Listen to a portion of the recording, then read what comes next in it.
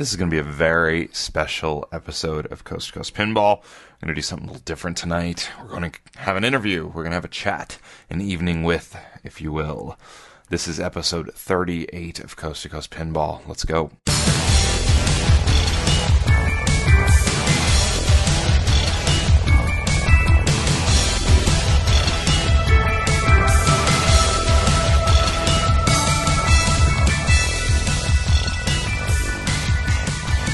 Thank you for listening. Welcome. I appreciate you being here. All that good stuff.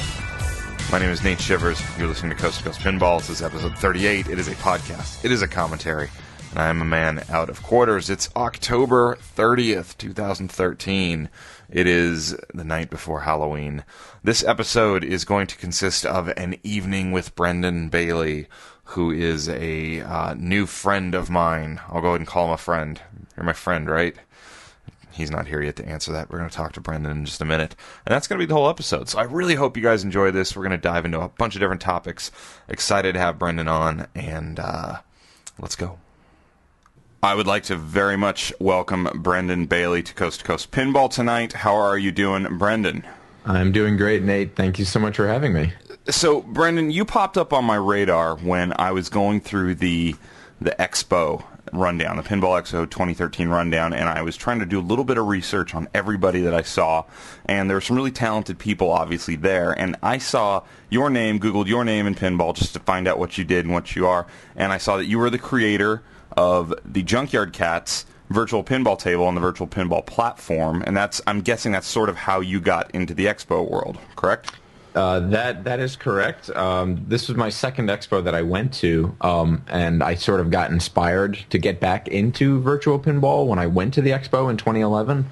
And fast forward 2 years, and I was, talking about it. So it was kind of cool. Very cool. So, Brendan, you work by day. You're the creative director of a company called Generations Beyond, which is like I think you told me in the pre-show, a full-service design house, correct? That is correct, yep. Okay, cool. So you design by nature, really. That's what you're kind of all about. Yeah, a lot less like illustration and more graphic design and web design kind of stuff. But I'm in Photoshop pretty much 24/7. Laying stuff out. So it's that kind of thing. Gotcha. And I was reading in your bio on your site, you also are the organizer and founder of the Long Island Arcade Club. Yeah, we actually have a small arcade in our office.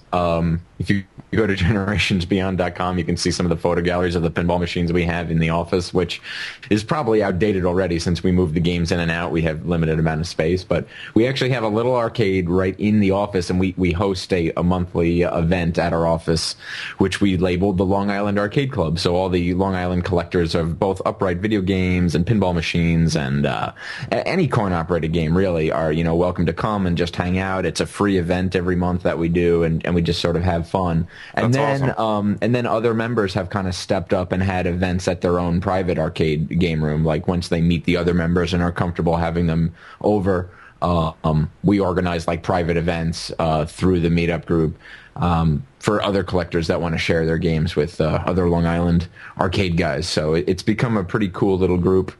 And it's a lot of fun. That's awesome. So for those of the listeners who maybe don't know, we're talking about Long Island, New York, of course. How far from the city are you based? About like 60 minutes out. Okay, so you're a little ways out there. Yeah. We are. The office is in Ronkonkoma, which is the end of the line of the train station. So anyone that is in the city that wants to shoot out, we actually have.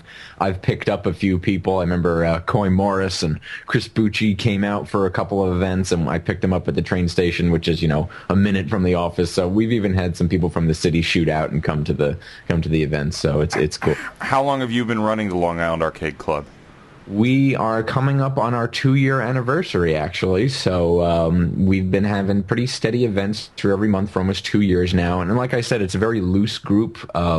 It's free to join. There's no admission fee to any of the events. It's just sort of a, bring food and we'll let you in kind of a story, And we've been keeping it kind of loose. There's been some talk of maybe stepping it up to the next level at some point, but we haven't gotten there yet. Excellent. So let me kind of start here because I was reading your site and you have a quote pretty early on in your bio that I wanted to read that I think it's one of the reasons I wanted to have you on the show and kind of talk to you a little bit, because I could tell that pinball plays a big part of kind of what you do in your creative mindset. At least you wrote, inspired to learn about art. You were inspired to learn about art and sound from pinball machines. I think that's maybe not a direct quote, but I think that's pretty close, is what you said. Yeah. And I thought that was pretty cool, because I think you're obviously a very visual-minded person. Your website's like awesome. You've got this great art you've done, and then pinball is that great mix of visual art, sound, and then obviously the third and a dimension of that. So when you say you're inspired by that, what era games are you talking about? How old were you? Where did that start? Kind of give me the background on how pinball became to play such a big part in what's ended up being your career, really. Sure, yeah. It's a pretty interesting story that I like telling. My dad, back in the early 90s when pinball was kind of having a resurgence, my dad just, happened to take me to an arcade.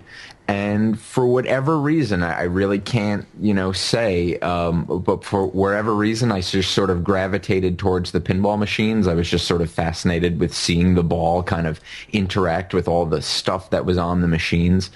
And, in all those arcades, obviously video games were everywhere and video games were in my house and stuff. So I think the thought process was, well, when I saw a video game in an arcade, I was like, oh, well, I can play that at home, because I had a Nintendo, I had a Super Nintendo, I was like, oh, I can play that at home. I can't play a pinball machine at home. So when I saw a pinball machine in the arcade, I had to play it. Anyway, my dad took me to an arcade near our house. It was actually in Nathan's famous hot dog restaurant that had an arcade attached to it, which apparently was a very common thing, at least in the New York area. There were a lot of Nathan's hot dog joints that had giant arcades attached. This wasn't Coney Island, was it? No, this was right near where I grew up in Middle Island. Okay. And it was a great little arcade, and they had 10 pinball machines in a row, and we were talking about like the core of the kind of late 80s System 11 pinball machines. So High Speed, Pinbot, Cyclone, F-14 Tomcat, Comet, Elvira and the Party Monsters, those kind of games. Yeah. Bad Cats. Those were the games that I saw, because, those games were still on location in the early 90s, even though games like, Addams Family and Twilight Zone were coming out, and I actually saw those games on location when they were brand new, not realizing that they were brand new, because I was only 3 or 4 years old when I was sort of first exposed to it. And, I really kind of just give credit to my dad to, being patient and playing pinball with me, and kind of, dragging over like an egg carton so I could be tall enough to see over the glass. Like, yeah. I remember that very vividly. But what I also really remember was just the fact that I kind of just caught on to what each game was about. Like, for example, like in Cyclone, if you look at the playfield artwork at the bottom, the flippers are actually, part of the clown's hands, and the flippers are like his fingers. Like, I noticed that kind of stuff like immediately. Like I got it. Like even only being 3 years old, I was like, oh, those are his fingers. I understood it. So that kind of always like kept with me. So that sort of, that was sort of the catalyst. That was sort of the beginning of just recognizing the artwork element of pinball and sort of appreciating it from a very young age. Very cool. Did you keep playing pinball through like your teens? Yeah, like I got kind of what happened was all the arcades near me, and I'm sure a lot of people experience this. All the arcades nearby kind of closed up. The Nathan's closed up. All the other arcades that were nearby that had pinball, they all went out of business. They closed their doors. They got rid of their pinball machines. And what happened was that there was really no place for me to play. There's just no place to go. Like, if I wanted to, I couldn't. It was a challenge to find a pinball machine, which it still kind of is today. So when I was around, I think I was 7 years old, and my dad made the fateful decision to, buy me a pinball machine. Oh, wow. And yeah, it was like an after Christmas sale at some game room place that sold pinball machines. And he bought me a Stern Lectronimo from 1978. So Wow, yeah. yeah, a little older. And what was interesting is at the time I was actually kind of fascinated with the older games because I hadn't seen them. I had seen the newer games. Like I had been exposed to newer games, and to see an older game with a flat play field and no ramps and kind of limited, I was sort of intrigued by that at the time. Just the simplicity of it. So I was really into the idea of just getting like a really simple pinball game. And of course, just getting a pinball game to begin with in the house was really cool. So, I mean, that was kind of awesome, and it was amazing. We had a pinball game in the house, it was cool. But like a lot of those late 70s Stern and Bally games, they break. They have battery acid problems, and so the Electronimo was no exception. I mean, it broke, and we sort of didn't really know what to do with it, and then it just sort of sat for a long, long time until I think it was around 2000 or 2001 that I was like, I feel like playing this game, so I'm going to figure out how to fix it. So I figured out how to fix it. There was a fuse broken or something, and, I fixed the fuse, and it worked for a while. So, I mean, I started getting into repairing it at that point. So if you had put that on Craigslist and said, I think a fuse is broken, you wouldn't have been lying. That would have been... Exactly. I mean, it turned out in the long run that it was a battery acid problem, like all of those Stern games.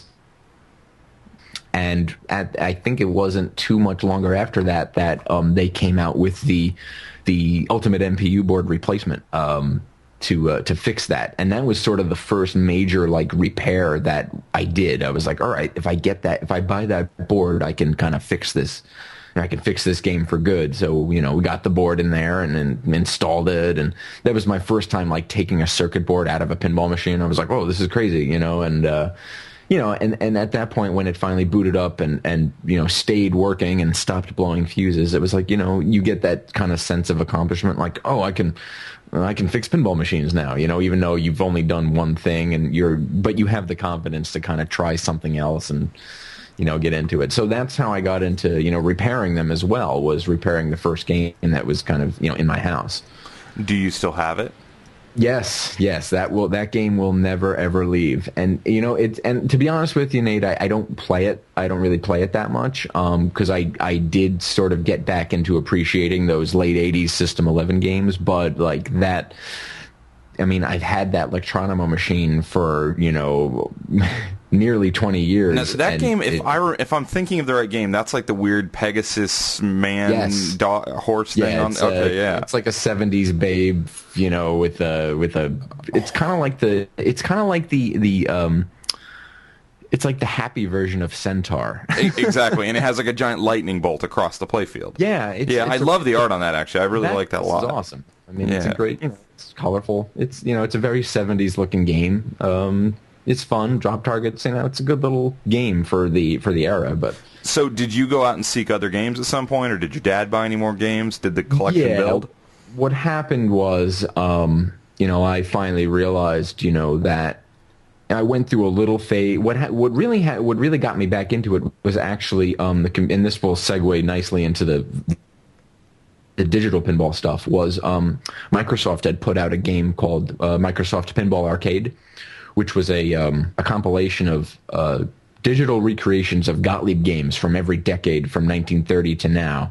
And I bought that, and I was sort of fascinated with the old electromechanical games for a little while. I thought they were cool because, again, I just hadn't seen them. So I went through a little phase where I was like, oh, I kind of like these older games.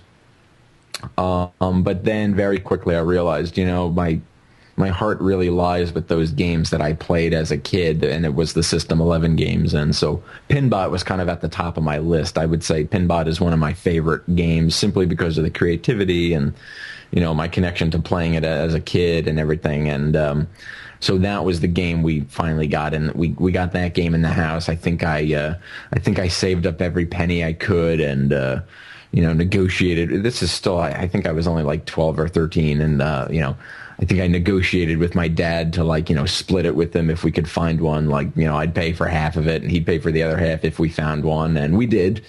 So we got a Pinbot in the house, and played that every day for X amount of years. I don't remember. So, and So yeah, that sort of started off the whole, System 11 collection. Nice. Very cool. So taking that, okay, so obviously by the time we get to you designing Junkyard Cats, what's the relation? I know you talk about it being sort of an ode to the games of the 80s, the art of the 80s, the sound, the fun, the style. Is there anything having to do with Bad Cats? I mean, I didn't read deep enough to know for sure, but I sort of drew that in my mind. There is. I was a big fan of Bad Cats. I'm a big fan of Python Angelo, who did the artwork on Bad Cats and Pinbot and Big Guns. Yep. So I'm a big Python fan. I love his artwork. And my original thought, I had done a couple of future pinball games based on video games. I did one based on Sonic the Hedgehog. I did a one based on Mega Man and one based on the Metal Slug games. And so I had done a whole bunch of licensed themes, basically. And so I wanted to do a completely original game.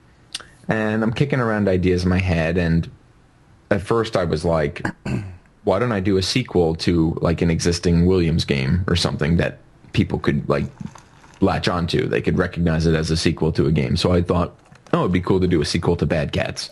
Let me do Bad Cats 2 or something. Worse Cats. Yeah, exactly, like Badder Cats or whatever. Yeah. Be the baddest cat. I don't know. Yeah. And so then I thought, well, it wouldn't be totally original if I'm sort of making a sequel. So let me do maybe just an Alley Cats kind of a theme. And I was like, okay, I could do an Alley Cat theme. That would be cool. I like cats and everything. I could draw these cartoon cat characters. But then I thought that was kind of cliche and Alley Cats have kind of been done. And I think I was watching that show, It's Always Sunny in Philadelphia. Yep. And this is kind of funny that this is I actually did get inspired by one of the plot lines in that show. There's a plot line in one of the episodes where the gang finds a junkyard cat. And they're in a junkyard and they adopt this cat, and I think it's Mac keeps talking about how a junkyard cat is significantly more badass than a regular cat. I just thought that was so funny, as a concept. I'm like, oh, well, I guess junkyard cats are more badass than regular cats. So let me make the game the Junkyard Cats, and I'll give them machine guns and crossbows and grenades, and I'll make them instead of bad cats, it'll be badass cats kind of thing. So, very cool. Honestly, that was the whole thought process of how I arrived at, the Junkyard Cats. Okay, so you're talking to me who I'm a layman when it comes to anything as far as design and creating. You saying you made multiple games based on, some video game ideas, and then you made Bad Cats. How did you get to that point? How are you designing for virtual pinball? How does that work? Enlighten me into that world a little bit. Well, there's been two kind of, I don't like to call them competing pieces of software, but before Future Pinball, which is a pinball editor for the PC, before Future Pinball, there was a software called Visual Pinball, which is still very popular. I mean, both software is still being used. And I had done a couple of really dinky games on Visual Pinball, original games, just kind of but they weren't that good. I was learning, I was figuring out how to use Photoshop to do graphics and photo editing. I was figuring out various pieces of audio software to, edit audio and write, kind of old school MIDI music. And so those kind of early Visual Pinball games that I did were very kind of just me kind of learning and figuring stuff out and, throwing stuff out there and seeing what people thought. And then when Future Pinball came out and there was kind of a big graphics overhaul, and Future Pinball is very geared towards creating original games. There's no ROM emulation. It's not meant to make recreations. It was designed for people to make original games. So when the software first came out, I was like, I want to try it out. And I just started laying out a play field, and it was kind of haphazard, and I just came up with something, and that eventually turned into the Sonic the Hedgehog 2 pinball machine. I was like, that particular game was design first, theme second, which that was the only game I really did that way. Was, I just started laying something out, and then I slapped a theme on it afterwards. Sure. But even then, I was still sort of learning how to use Photoshop and stuff. And so what you mentioned earlier about how kind of pinball led me from, knowing nothing to knowing stuff about, knowing how to use software and stuff to do design and stuff. It really was doing those games that kind of, forced me to learn how to use that software and stuff. And Junkyard Cats was sort of like putting it all together, like, illustration and audio and sound and voice and code and playfield layout. So everything I had learned doing those first couple games, kind of came together with the Junkyard Cats. So all told, when you sit down to start Junkyard Cats and you realize you're going to try to do this original theme, this digital machine, how many hours did you put into, the design, the thought process? Because you have a story, you have rules. It's a full-fleshed game it from start to beginning. How many hours do you think you put into that? I can tell you how many months it took, because along working the full-time job and then putting hours into this, I'm not sure of an exact hour count, but I got home from Pinball Expo 2011 in October, and I started working on it almost immediately, and I finished and I think I finished in August of the next year. Wow. So, what is that? 9 months? Yeah. Yeah, roughly. So that's how long it took. Amount of hours. I don't know. I can tell you that the programming took the longest, since that's my weakest area. Like, I'm not a programmer. That was all, again, also just figuring it out and, asking the right questions and looking at other people's tables and figuring it out. So that part took the longest, followed by the artwork, which just takes long to begin with. But yeah, the coding took the longest for sure. So you say you got back from Expo 2011 and started. Did something at that Expo sort of trigger, like, I want to go do this? Did you see something or talk to someone, or what happened? Yeah, actually, before Expo, I had the idea in my head to do the game. Like, I had the theme. Like, I was like, oh, that would be a cool theme to do at one point. And it was Expo that sort of made it happen. I was talking to a guy named Paul Malatic, who runs virtuapin.net. He's a great guy. And he builds really nice, beautiful virtual pinball cabinets. So, pinball cabinets that have TV screens in them that you can play digital pinball on an actual pinball cabinet. Yep. Really cool stuff.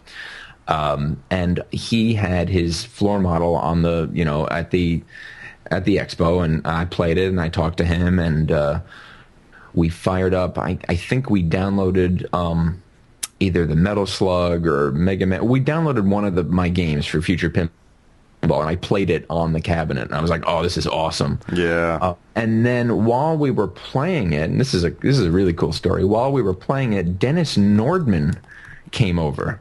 Nice. So an actual pinball designer came over and started talking to both of us, and so we both kind of told him what was going on, because Paul had built the cabinet and I had designed the game that was playing on the cabinet, and so Dennis was checking it out, and that was like. That was just sort of one of those kind of fanboy moments. Like, absolutely. Wow, yeah. Real pinball designer is looking at a game that, I put together digitally.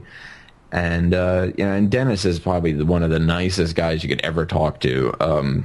Extremely friendly. Will always give you the time of day to talk to you. He's very, very good with pinball fans. That's the vibe I definitely got from him. Yeah, that's really cool. So seeing your first attempts pop up on a big TV screen in the was that the first time you saw it that large and sort of in that type of a format? Yep. Yeah, it was definitely really cool. And it just kind of made me realize that there was still a good digital pinball community out there. And I was like, oh, well, I get, because what really happened was, by that time, the creator of Future Pinball, whose name is Chris Leithley, he kind of left the scene. He kind of closed down the forums and has gone MIA on us, and I've been hoping that he comes back. I've been hoping. I've reached out to him several times. I hope he gets back into it, developing the software, but he kind of disappeared on us, and so I kind of thought Future Pinball was, dead, but it turns out to be the opposite. It's still very much, alive, and people have it on their cabinets and stuff, and people are still, at this point, since Chris hasn't released any updates for so long, other people have taken it into their own hands and released, hacks and unauthorized mods of the software, which I'm not necessarily in favor of, but at the same time, Chris isn't really around to stop them. So I've seen kind of the arguments go back way. I've read a lot of forums about that. That's pretty in-depth conversation people have about that. And I don't really, I honestly don't have an opinion of it. I was always on Chris's side not to allow, the ROM emulation and stuff. I was totally on his side about that. I wish he would come back and do an update for it. That's where my vote is cast. But anyway, that's a whole conversation we could get into. Sure. So but yeah, seeing that on the cabinet was definitely a big inspiration right there. So you go home and you work for what amounts to the better part of a year, and you finish up Junkyard Cats. Then what do? You release it and you throw it out there for people to download. I believe it's always been free. Has it always been free to play? Yeah, well, I don't think anyone's ever been able to charge for a future pinball game. I'm sure that's against the... I'm sure there's some fine print that, sure, that's forbidden somewhere. No one's ever charged for a future pinball game. So, yeah, it was free to download. But yeah, I built a little website for it, using most of the artwork that I had already created for the game anyway. So, whipped up the website, posted it on all the forums, and just sort of blasted it out there. But what I also did is, at this point, the arcade club was in full swing. So I had a little release party, a little launch party for the game. So I set it up on all the computers in our office, and we had an arcade club event, and everybody came and played it. And I even got flyers printed up in the same style and paper stock as the Williams pinball flyer. So nice. I was giving those out. So I did like a little again, it was a free thing, but I just wanted to kind of put it out there and see where it landed. And so that was like kind of the first thing we did, and it kind of sat for a while until I did the Expo appearance. So how did you end up at Expo 2013? What was the lineage there? Well, I had finished the game, and I was kind of bored, and I was looking at it. I'm like, what can I do with this? It's done, but I feel like it could reach a larger audience, or there's more to it than just this. It can go to the next step. So I just, on a whim, I just shot an email to Rob Burke, who is one of the co-founders and directors of the Pinball Expo, and I just shot him an email, and I showed him the website, and I showed him the game, and I said, I designed this game based off of, Williams' 80s games. What would you think of me doing a seminar on, creating your own game, creating your own pinball machine on the computer? And I could give everybody like a crash course in how to do it and the software and that kind of thing. And, without even batting an eye, he emailed me back. He said, yeah, that'd be great. I think Rob and I maybe exchanged a total of 3 emails and maybe a 5-minute phone call, and I was in. There was very little discussion about it. He just, I guess he loved the idea from the get-go and just let me do it. There was really no negotiating or explaining. It was just kind of like, yeah, sure. You're in. But I had emailed him in January, so I was way ahead, Yeah, well, just going to the site, it's clearly a very well thought out, well put together presentation, just even from a marketing standpoint about the game. And then when you look at the game and play the game, run videos of the game, you clearly know what you're doing. You've played a lot of pinball. You've got definitely a design aesthetic that sort of lends itself to the classics that we know, but with a very cool twist, I think, with the modern look of some of it. It has certain art aspects, like you said, of the late 80s, but really it also has a very modern sort of animated look to it that I think is pretty cool. Yeah, it's definitely a little bit of a mix of new and old. There's some new digital art techniques kind of used in it, but the theme is completely 80s, cheesiness. Yeah. So let me ask you this. Do you have any thought of, hey, could I get this thing built? Could I get a Junkyard Cats pinball machine built to at least one? That was the main topic of discussion through everyone that I showed it to at Expo, because I had the flyers with me at Expo. So anyone that I was talking to who I handed a flyer to, that was where the conversation went. It was like, when's it going to get built? When's it going to get built? And I can sit here and tell you that, I'm good at using Photoshop and I'm good at using all these softwares to make some cool stuff on the computer. I am not a good builder. Like, I will admit like where my weaknesses are. Like, if I tried to build it, I'd probably, saw myself in half. But there were a lot of people at Expo that were interested in building it who basically told me, like, look, I'm not a creative person. I can't create a theme. I can't create characters. I can't create this artwork. I couldn't even lay out the playfield, but I can build it.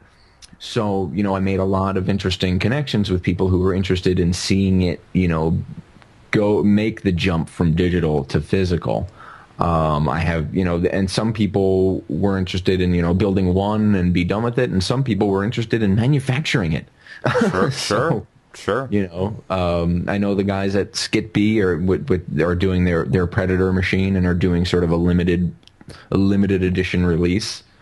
And so, in the back of my head, it would definitely be cool to do something like that.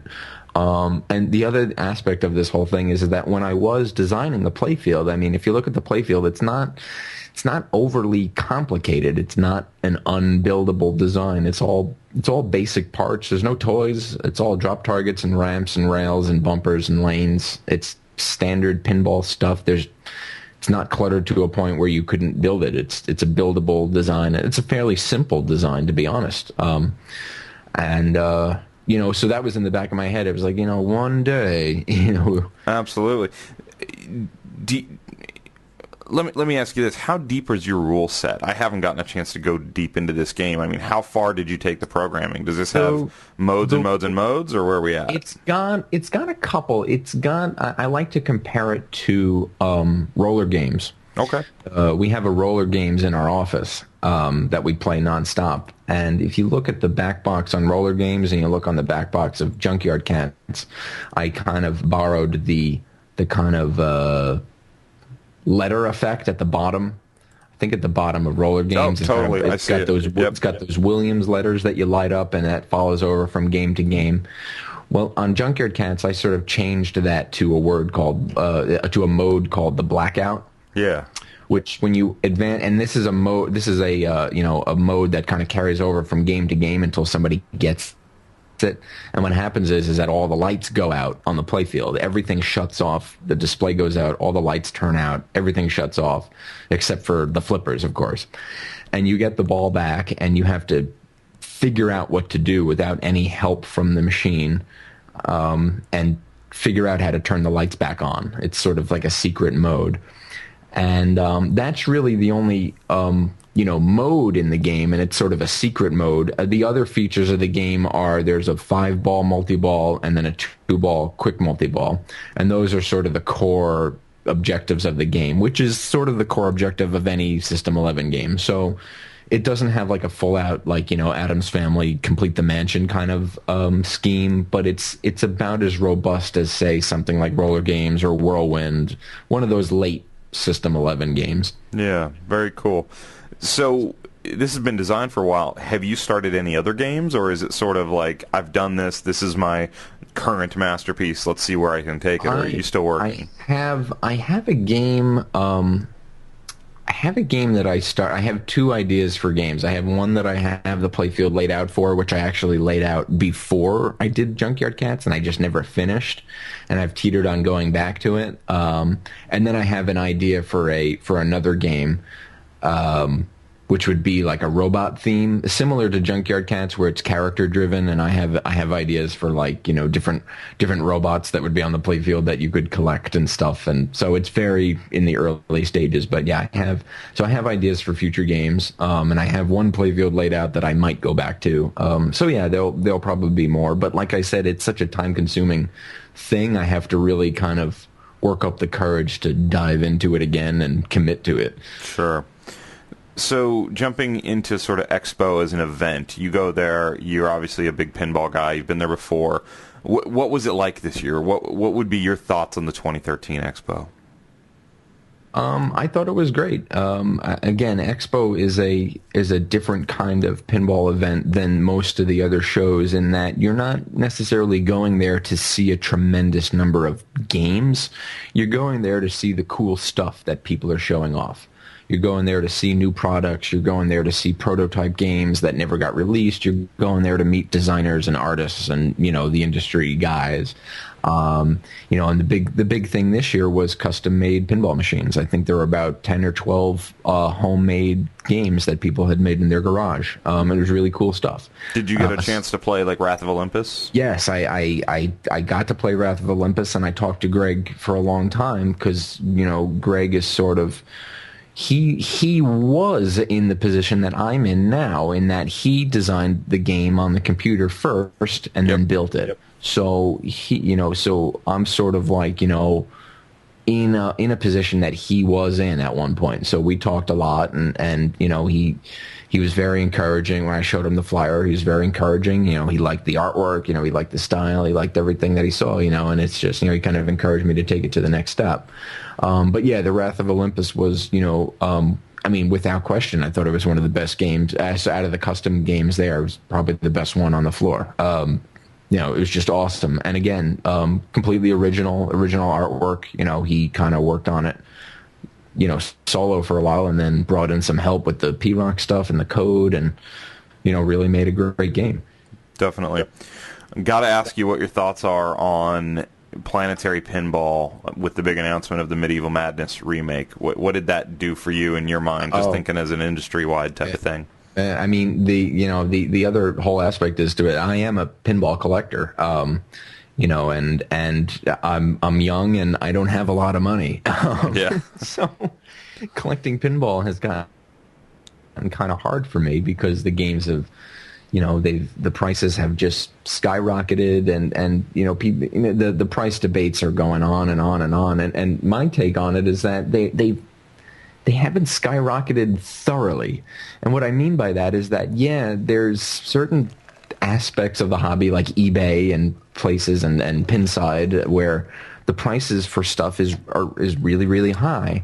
But then you go to a show or you go on Craigslist and the prices haven't changed at all. You can still find Tales from the Crypt for $1,200 if you look. Yeah, it's crazy. I'll tell you how much roller game. I paid $500 for my roller games, last year. Yep. So people are like, oh, the prices have changed, the market has changed. It's not the way it was 2 years ago. And I'm like, somebody, I've gotten there are machines in my collection that people gave to me.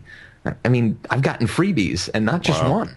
People just give them to me. They want them get it out of my house. You're doing me a favor. Get it out of my house. Take it. It's funny to read some of the people that are so adamant that the games are worth a tremendous amount of money, and then go out and have people literally handing them to you. I think it is partially inflation, and partially not. Some people, some games have truly increased in value, and Medieval Madness was one of them. But then Planetary came out and kind of dropped the bomb on that. And what was really interesting is as far as I know, they were planning on only doing 1,000. Yep. And that was it. And they really, really thought that they were only going to get like a couple hundred orders that day. And then they would hopefully sell out the rest by the time that they ship the machine. Yeah, that was pretty clear, that just the way it was approached. And I touched on this in an episode, that there's no way, if they had any inkling that they could sell over 1,000, they would have announced it the way they did. And even his presentation seemed almost to a point, I could tell. I listened to him live, actually. Somebody was streaming it live through the internet. I could tell the way he was talking about it. He was almost nervous. Like, this is a big deal. We've been waiting on this. Congrats for the people who are going to buy this. But I could tell it wasn't like, this is long term. It was sort of, here's our announcement. We're going to build 1,000 of them. And I think the internet went, only 1,000? And he was like, yeah, 1,000. And then obviously shortly after it was, no, we're going to build these in a standard form for as long as we have to now. Because I think he saw how much money was actually going to be left on the table. Yeah, no, I think the last figure, like while I was at Expo, the day of, I think it had gotten to upwards of like 2,500 orders in the first day. That's when I heard from somebody that did order one. No, don't quote me on that. It could be completely wrong. Well, I've talked to a couple people because I am one of the people that ordered on day one. Day one, I put my order in, and I've since really teetered, and I think I've actually decided not to do it for now for a couple different reasons. I have a couple opportunities in stuff not related to pinball coming up soon with money that will just financially make it a little awkward for me to have to commit that. I don't like that the two distributors I spoke with, and this is one of the things I was going to say, is I think a lot of people ordered multiple units from multiple people on day one, and a lot of that got cleared out. Because on day one, I called distributor A, who told me, no, I'll put you on the list, and distributor B took my order. And distributor A called me about a week later and said, yeah, I can get you one. So I think there was a lot of cleanup after the fact. Yep. But nobody would take a credit card that I talked to. And I didn't really love the idea of demanding, the $1,000 cash deposit was fine. But I wanted to be able to float the rest of it on a card if I needed to at this imaginary date in the future. And it kind of troubled me a little bit that everyone was so bent on, no, we're not taking credit cards. And the reasons they gave me weren't very good either, kind of to prevent chargebacks and things like that, which I don't really think I'm in any danger of doing that to someone. So I think we've decided to bow out for now and maybe wait for the standards to come out. Because if I buy one, I'm not buying it to flip it or collect it. I'm buying it to play it. Yeah, exactly. And again, $8,000 for a pinball game still, I mean, even though Medieval Madness was regularly fetching $10,000 to $12,000, and that was not unheard of. I mean, even at $8,000, I mean, that's more than my car. Well, yeah, and that's the thing. Like you start to realize how much the price for certain games really did increase. I mean, back 5 years ago, I mean, I'd say Medieval Madness was a $5,000 or $6,000 game, and in that time, I mean, it doubled. I mean, there's no doubt about it. I mean, that's one of the games that definitely increased. It put me at pause when I really thought about it, that I could go out and buy a new in-box Star Trek right now from a distributor, get a little bit of a deal, and then I could probably go buy two 90s Bally Williams games to go with it for about that $8,000. Yeah. And have three games. And again, with me and the whole, I collect the System 11 games, which thankfully, really haven't seen a huge spike. They're still decent games. I mean, you can go out, and if you're patient, you can get a Taxi for, $1,100, $1,200. I think my friend Steve just sold one for around that, So, I mean, if you're patient, you can still get good deals on the System 11 games and stuff. And so when I see, you can pay $8,000 and get a Medieval Madness, in my head, I'm like, gosh, I could get like 7 or 8 games. It's exactly. Like, if I had the space, it's like you start to realize what else you could get with that money, and the disparity between the really, really hot games and the slightly older games. There's a huge disparity. So what are your thoughts? So you're into sort of a generation or two back in games, kind of what you collect. What are your thoughts on The Wizard of Oz so far? I think it's a fantastic product. I think Jack did not cut any corners with the quality of what he made. The theme just doesn't do anything for me. It's Wizard of Oz. I mean, Wizard of Oz is sort of universally it's a theme where you're like, you nod your head like, oh, it's Wizard of Oz. I like that. But you don't really go crazy for it. That being said, I don't in any way think that was a bad idea for their first game. I think that was a great idea for a theme for their first game, because it's a safe, low risk theme for them to do. So I thought that was smart. But the quality of what he built is fantastic. There was obviously no expense was spared in putting that game together. I haven't played it a tremendous amount. I've been playing it at the shows, and when you're at the show, you're kind of playing it just to play it, and then there's a line of 20 people behind you that also want to play it, so you got to move. Sure. That, and I don't know if I'm guessing the ones that were at Expo had the latest software in it. I haven't been keeping track if that's the latest. I believe so, yeah. Or if it's finished, if it's the finished software. That whole, and I'm sure there's a lot of people that agree with me, that whole, not finishing the software thing is kind of, that's kind of bugging me. Frustrating, very frustrating. And Stern's doing it too. And I don't even, is that a thing is that how they used to do games back in the 90s and 80s? I feel like I know they would release ROM revisions, but I think whatever the game shipped with was sort of like, the finished code, like the game, the rule set was finished. Yes. The revisions were just bug fixes. I agree. I was reading the history of that specifically. I was wanting to look at that, and I was reading the history of, what game was it? It wasn't Twilight Zone, but it was something in that era, and they showed the revision history, and there had been a couple revisions, but they were tiny, tiny fixes, and to me it was like a 5 to 10%, fix after the fact, whereas, I mean, if you look at Metallica, I played that the week it came out in Brooklyn, actually, and there was nothing going on in that game. Half the stuff didn't do anything. It felt like a 30% game. I was not impressed with Metallica. I think Metallica looks cool. It's a cool looking game, but there's nothing going on. And to me, it was like 30%. So now you're seeing revision, and they'll get there, because you go back and look at X-Men, and X-Men became a very cool game, and I didn't like it at first because it didn't do anything. Yeah. My problem with my problem with them doing it that way, and again, like, if they got to do it that way, I'm sure they have like their reasons. They want to get the game out now, but my problem with them doing it that way is that it affects the integrity of the game. So if I'm at a bar, I'm at an arcade, or I'm playing in a tournament, and I go, oh, I got 100 million points in X-Men, and then you go, well, screw you, I got 125 million. Then all of a sudden it's like, oh, well, what ROM version did you play? Sure.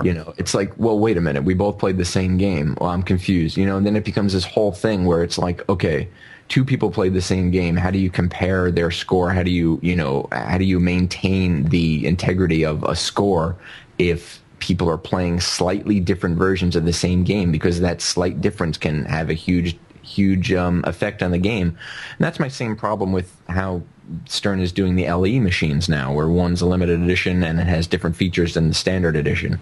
So now all of a sudden they're two different games. I mean, they're two different games. There's something different about them. They have to be considered two separate games. I agree. So 100%. there's definitely there's an integrity thing going on with with the limited editions and the various ROM revisions, and it just, for me, where, all those older games were like, they were kind of set in stone when they came out of the box. I mean, that was the game. There were no major changes. I think the only major change I can think to a game back in the 90s was the Addams Family Gold update, which was that was a clear and present, update. Like, we're adding new features. Like, it was just, that was the whole point of it. But other than that, there were really no other games that I can think of that were like, oh, well, now there's new rules. I don't think they ever did that. No, different era. Obviously, the Stern and Jack are both operating on such a smaller workforce and budget than Williams was back in that day. It's hard to compare them, I guess.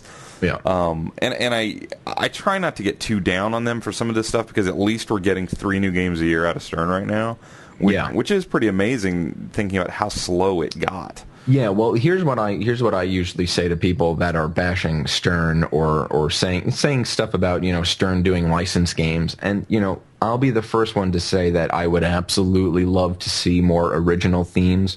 But the same thing I've always said is that I'd rather see Stern continue to make games than not make games at all. Yep. So if they have to go out and make Star Trek and make Metallica and make games based on big movie licenses that maybe, there will never ever be a CSI pinball machine in my house. There just won't be. Yeah. It's like, if they got to go after those themes to sell games, I'm not gonna, I'd rather them do that than, go out of business making a couple of bad original games that don't go anywhere for them, Yeah, and I think, like what you said, Jersey Jack using Wizard of Oz and now The Hobbit, I think it's probably a really good move, because he is building a quality product, and I think he is dedicated to making it work. And if that buys him some sort of legitimacy and goodwill out in the world, from players and distributors and people, collectors who maybe would have been really hesitant to buy some random theme that might have not been exciting in their eyes, that at least he knocked it out of the park to some degree, design and looks and quality-wise, with Wizard of Oz. He's likely going to do it again with The Hobbit. Then maybe Machine 3 is something unique and cool and that we haven't seen. Maybe he's building Junkyard Cats. Who knows? Yeah, well, it's funny that you mentioned that. A very interesting thing happened at the Allentown Pinball Show in Pennsylvania this year, because Jersey Jack was there with his game. And I was there with my Junkyard Cats flyers, handing them out to everybody, to whoever I could, putting them on tables and just leaving them places. Yeah. And one of the places that I just haphazardly left them was like next to the Jersey Jack table.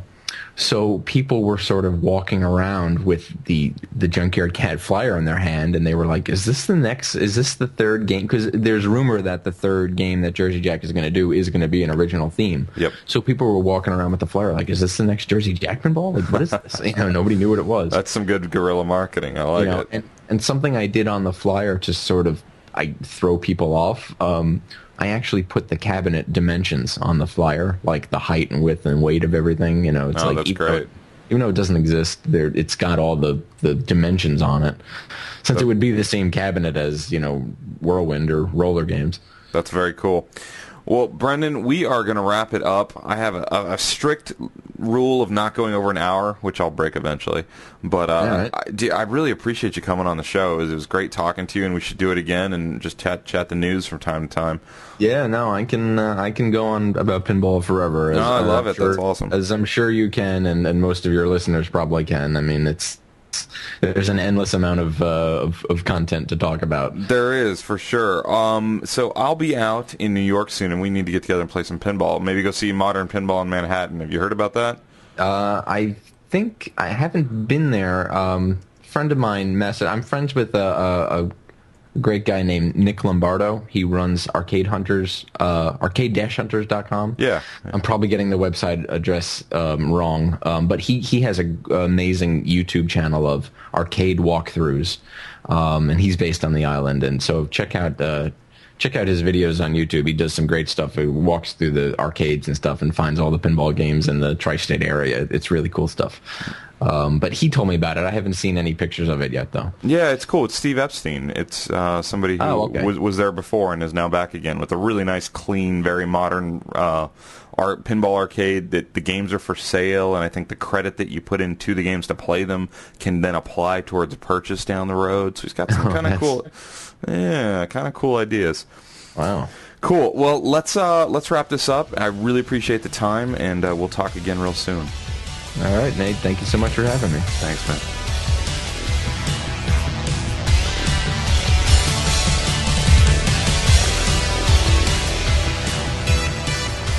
Thanks again to Brendan. That was a lot of fun. I really enjoyed chatting some pinball with him.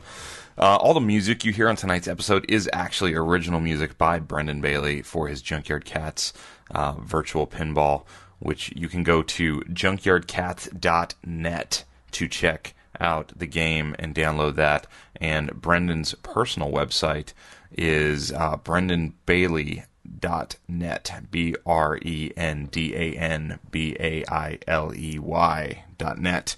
If you'd like to get a hold of me, you can always email me directly at coast2coastpinball@gmail.com. Check out the website, www.coast2coastpinball. Twitter is at C2C Pinball. Facebook, you'll find us. Whatever you need to do. Send me some smoke signals. We'll talk to you again real soon. Enjoy your Halloween. Attention, Junkyard Cats. You are not permitted off the premises. This is it. Make no mistakes.